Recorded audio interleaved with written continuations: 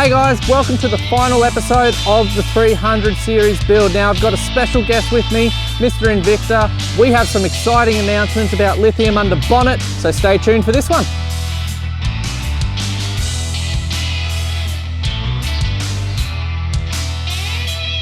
G'day everyone, welcome back to our final episode in our LandCruiser 300 series build. We think this is Australia's greatest touring 300 series. This is my everyday drive car setup for carrying kids, plus on the weekend it turns into an epic tourer. This episode I'm running you through the 100 amp dual battery system under the bonnet, the UHF radio, the lighting, the Clearview power boards that we've installed. Alright, so we're going to start under the bonnet. Now, you might be a little bit confused that, in previous episodes we've been talking about the dual battery system we have in the rear of this car. Yes, this system has two batteries. If you're interested in running a big system, go back and watch episode 4 and check that one out.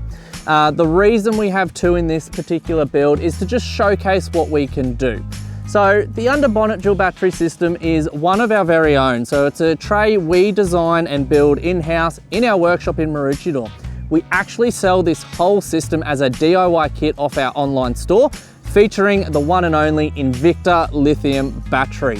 So why do we use Invicta and why do we go under the bonnet? So we start with going under the bonnet because the space is available.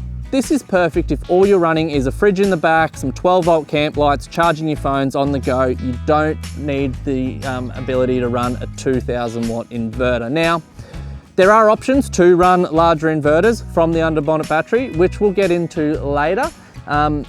However, as I said, we use the Invicta lithium battery. Now, as always, I've got my good mate, Mr. Invicta himself, Shaun here, to run us through why.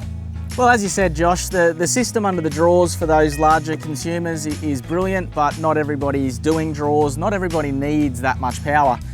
We do also have our hybrid under-bonnet lithiums that will do the cranking and the cycling. But again, a lot of people still like the comfort of having two separate batteries. So this is a brilliant in-between system. Now, there's a lot of under-bonnets that we don't approve our batteries for a warranty. This was one of them for quite some time because it was a new vehicle. But thanks to the testing that Josh and his team have been doing over the last 18 months or so, look, we're not seeing any sort of high temperatures to be concerned about. We're more than happy for you to pop them under the bonnet here now and give you a 3-year full replacement warranty.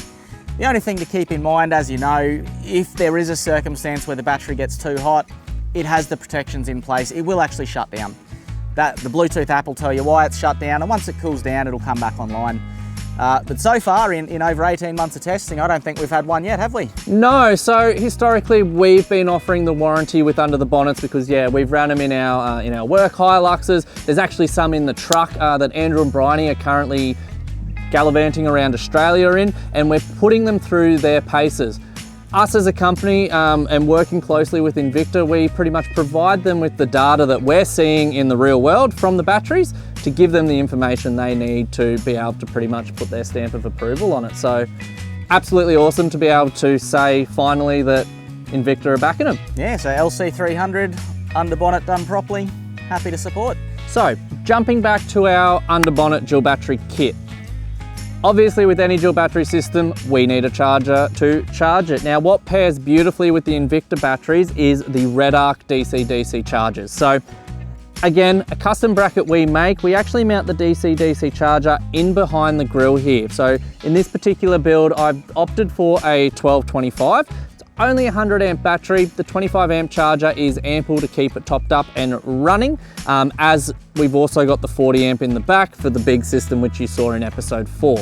The reason being is we want to also be mindful of the load on the alternator, so I can actually switch either off depending on which system I'm going to use. That's one of the benefits of having the two in the car. As for our DC-DC bracket, so you'll see behind the grille we have the DC charger mounted so in a way that you can actually see the light. So you can actually see the charge profile light and what the charger is doing just by looking through the front of the grille. The other nifty feature that we included is the solar input and some plugs. So all the REDARC DC chargers have a built-in solar controller, and we've wired it so you can plug a red Anderson plug-in through the grille and charge your under-bonnet dual battery system off Solar, beautiful. Don't have to have the bonnet open like traditionally. A lot of solar plugs end up under here. It's just easy and convenient, as everyone loves. Lighting, all right, so as per everyone, I'm blind as a bat. I like to see where I'm going at night. Except we did things a bit differently. As you've seen, we haven't put a bull bar on this car yet. Purely, haven't found one that I like the look of, and I really like the look of the factory bumper. I think that's quite, finishes off the car, keeps it looking nice and factory. Spotlights. Behind the grille here on our custom spotlight bracket, we pretty much have two Narva EX2 7-inch spotlights.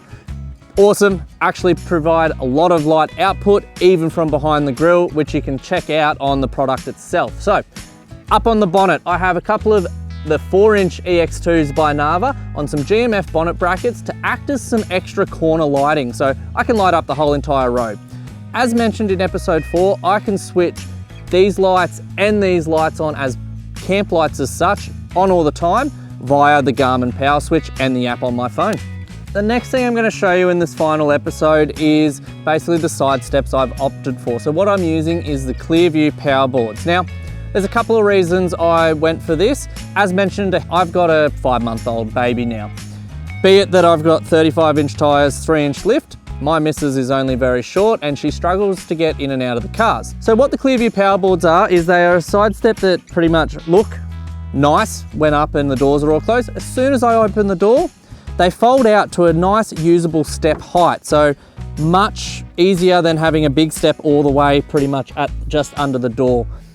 The usability of getting out of this car is absolutely amazing due to these steps, and honestly, I could not put my child in this car without them. One of the things with the Clearview power boards though I have done as well is part of all the sign writing on the car is I've actually put a clear PPF layer pretty much from this orange line right down under the sills. They are a good side step as such, but they're not a rock slider in any way, shape or form. So I've opted for some PPF protection to help protect that what the steps can't.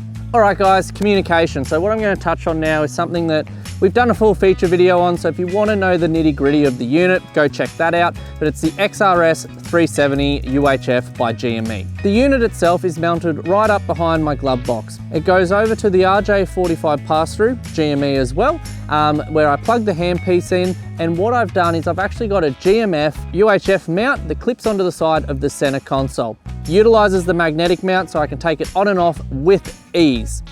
As for aerials, so I'm running the 2.1 dBi GME aerial. Now, as you'll see, it's actually not mounted anywhere on the front of the vehicle. I've got it mounted on the rear. This is a custom bracket that I am working on currently. At the time of filming, it's still in R&D. Hopefully it will be released very soon. I think it's something different, gives the car a real RC car look, and moves the aerial to the rear of the vehicle, out of the way of your eyesight, your line of sight, all that. So stay tuned, as those brackets will be coming out very soon and may even be out. All right guys, that is a wrap on our mini build series of my 300. Until I decide to spend more money on it, which, let's be honest, we all know it's inevitable. As always, leave a like, comment and subscribe to our channel. We do have a lot more feature builds coming out, so stay tuned for those. If you have a 300 series and you like anything you've seen in this build series, let me know. I can build a 300 for you in my workshop, hassle-free. Thanks guys, I'll see you on the next one. Accelerate off-grid touring, powering your adventures.